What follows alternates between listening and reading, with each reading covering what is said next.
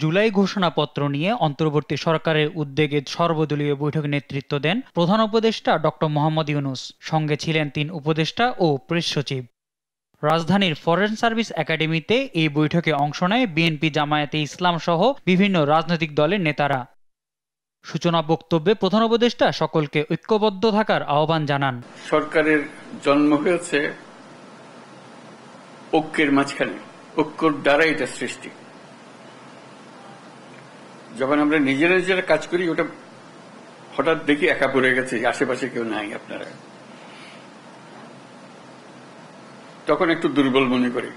যখন আবার সবাই একসঙ্গে হন আপনারা, আবার মনের মধ্যে সাহস আছে যে আমরা একতাবদ্ধভাবে আছি।